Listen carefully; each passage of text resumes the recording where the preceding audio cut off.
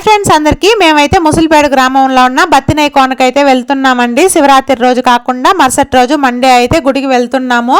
తిరుపతి డిస్టిక్లో ఉన్న వాళ్ళకి చాలా మందికి కూడా ఈ కోన అయితే తెలుసుంటుంది. ముసలిపేట గ్రామంలో నుంచి కొంచెం వెళ్తే ఇలా అడవి అనేది వస్తుంది. అడవి లోపల వరకు కొంచెం దూరం వరకు ఆటో వెళ్తుంది.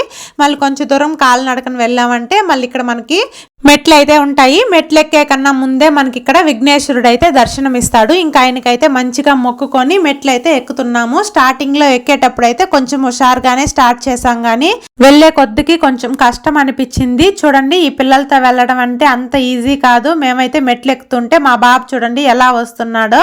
ఇంకా కొంచెం దూరం వెళ్ళేసరికి మా ఎనర్జీ మొత్తం కూడా డౌన్ అయిపోయింది. ఎక్కడ పడిపోతామో ఎక్కడ కూర్చుందామో అన్నట్టుంది మా ఇద్దరు పరిస్థితి.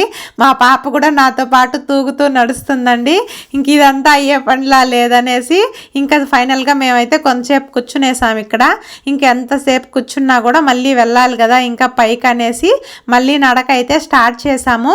ఇక్కడ మెట్లు ఏంటంటే స్ట్రైట్గా ఉన్నట్టుంటాయండి చక్కగా, అందుకే ఎక్కడం అయితే కొంచెం కష్టంగా ఉంటుంది.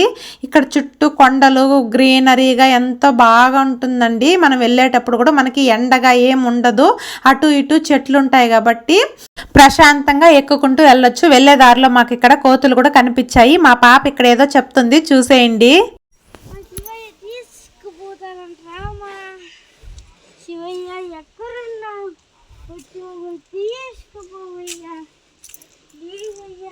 మా పాప చూడండి శివయ్యని ఎంత బాగా ప్రార్థించుకుంటూ ఎక్కుతుందో. ఇంకా ఫైనల్గా మెట్లన్నీ కంప్లీట్ చేసుకొని దర్శనానికి అయితే వచ్చేసాము. మేము వెళ్ళింది శివరాత్రి మరుసటి రోజు కాబట్టి జనాలు అయితే పెద్దగా లేరు. ప్రశాంతంగా శివయ్యని అయితే దర్శనం చేసుకున్నాము. ఇక్కడ స్వామిని బత్తినయ్య స్వామి అంటారండి. ఇక్కడ మనకి కొండ కింద గుహలాగా ఉండి అక్కడ మనకి శివలింగం అయితే ఉంటుంది. ఎదురుగా ధ్వజస్తంభం అయితే ఉంటుంది.